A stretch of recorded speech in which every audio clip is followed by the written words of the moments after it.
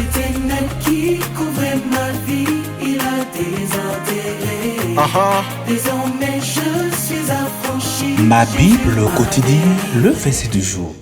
Juge chapitre 7, le verset 17, je cite. Il leur dit, vous me regarderez et vous ferez comme moi. Dès que j'aborderai le camp, vous ferez ce que je ferai. Fin de citation, glorifions le Seigneur. Le verset du jour nous enseigne que Dieu accomplit de grandes choses à travers ceux qui lui font confiance, même en l'absence de force ou de ressources apparentes. Bien-aimé, Gédéon a été choisi par Dieu pour libérer Israël des Madianites, un peuple qui avait opprimé les Israélites pendant 7 ans.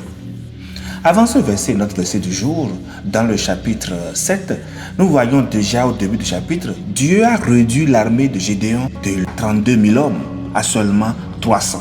Les versets 2 à 7, pour montrer que la victoire viendra de lui et non de la force humaine. Gédéon et ses hommes sont sur le point de lancer une attaque de nuit contre le camp des Madianites. Et en suivant les instructions divines, quelle stratégie Gédéon a-t-il adoptée? Le verset 16 nous dit, il divisa en 3 corps les 300 hommes et il leur remit à tous des trompettes et des cruches vides avec des flambeaux dans les cruches. Et il leur dit, notre verset du jour, le verset 17, regardez-moi et faites de même. Dès que j'arriverai aux abords du camp, vous ferez ce que je ferai. Bien-aimé, l'information principale ici est le commandement de Gédéon à ses hommes de suivre son exemple, ce qui souligne l'importance du leadership spirituel par l'exemple et de la confiance en Dieu pour la victoire. Les mots-clés que nous découvrons dans le verset sont « Regardez-moi et faites de même », ce qui indique une instruction directe et un modèle à suivre. En effet, cher ami, Israël était largement inférieur en nombre et son ennemi avait des ressources supérieures. Pourtant, les Israélites ont été victorieux. Mais pourquoi ont-ils gagné? Même s'ils avaient relativement peu d'hommes, ils étaient unis et agissaient ensemble. Inspiré par Dieu, Gédéon, leur chef, leur avait donné un plan qui ordonnait soigneusement chaque activité. Chaque homme avait une mission spécifique et savait ce qu'il devait faire. Gédéon leur avait également donné un plan d'attaque clair avec un délai précis. Chaque personne a donc accompli sa propre mission et a suivi les instructions avec précision. Le résultat a été une victoire écrasante alors que la défaite semblait inévitable parce qu'il n'était qu'en fin de compte que 300 personnes. Bien-aimés, nous apprenons ici des principes importants qui s'appliquent à notre vie aujourd'hui. Tout d'abord, nous devons réaliser que Dieu a donné à chacun de nous des missions spéciales et spécifiques, des tâches qu'il n'a assignées à personne d'autre.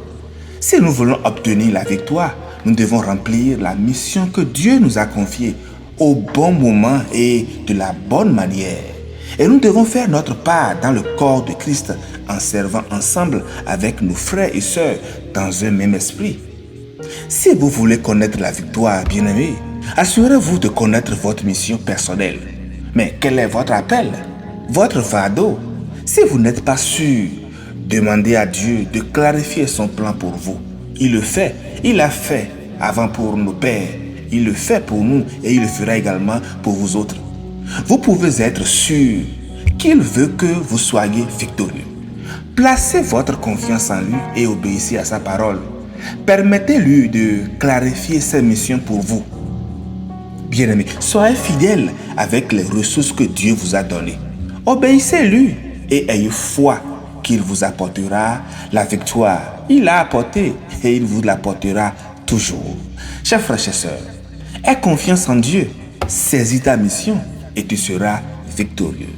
Bonne méditation et semaine bénie à toutes et à tous dans la paix du Christ Jésus.